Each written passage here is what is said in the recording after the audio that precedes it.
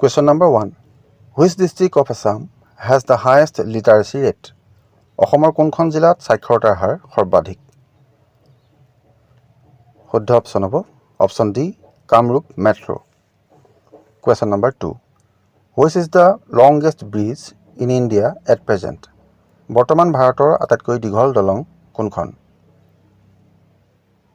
শুদ্ধ অপশ্যন হ'ব অপশ্যন এ অটল সেতু।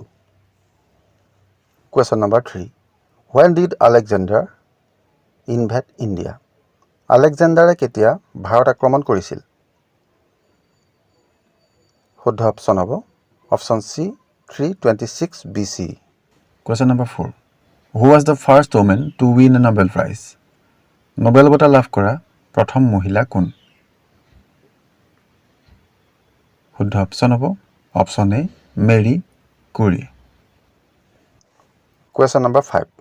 Who had conferred Gopinath Bordoloi with the title লোকপ্ৰিয়? গোপীনাথ বৰদলৈক কোনে লোকপ্ৰিয় উপাধি প্ৰদান কৰিছিল? শুদ্ধ অপশ্যন হ'ব option A Jayram Das Daulatram. Question number 6. When did Mahatma Gandhi return to India from South Africa? Mahatma Gandhi দক্ষিণ আফ্ৰিকাৰ পৰা ভাৰতলৈ কেতিয়া উভতি আহিছিল? শুদ্ধ অপশ্যন হ'ব অপশ্যন এ 1915 1915 চনত। Question number 7. Who was the first Home Minister of India? ভাৰতৰ প্ৰথম গৃহমন্ত্ৰী কোন আছিল? শুদ্ধ অপশ্যন হ'ব অপশ্যন এ চৰ্দাৰ বল্লভ ভাই Patel. Question number 8. In which state is Silka Lake located? চিল্কা হ্ৰদ কোনখন ৰাজ্যত অৱস্থিত? শুদ্ধ অপশ্যন হ'ব option C Orissa. Question number 9. Bharatanatyam is the dance form of which state? Bharatanatyam কোনখন ৰাজ্যৰ নৃত্যশৈলী? শুদ্ধ অপশ্যন হ'ব option C Tamil Nadu. Question number 10. What is the national currency of the United Kingdom? যুক্তৰাজ্যৰ ৰাষ্ট্ৰীয় মুদ্ৰা কি? শুদ্ধ অপশ্যন হ'ব option D pound sterling. Question number 11. Where did Mahatma Gandhi give his first public speech in India? Mahatma গান্ধীয়ে ভাৰতত তেওঁৰ প্ৰথম ৰাজহুৱা ভাষণ ক'ত দিছিল? শুদ্ধ অপশ্যন হ'ব option B Varanasi. Question number 12. Which of the following is the highest peak in Karbi Plateau? নিম্নলিখিত কোনটো কাৰ্বি মালভূমিৰ সৰ্বোচ্চ শৃংগ? শুদ্ধ অপশ্যন হ'ব option B ডম্বকচু। Question number 13. As per census 2011, female literacy rate of Assam is 2011 চনৰ লোকপিয়ল অনুসৰি অসমৰ মহিলাৰ সাক্ষৰতাৰ হাৰ হৈছে? শুদ্ধ অপশ্যন হ'ব অপশ্যন ডি 66.27%।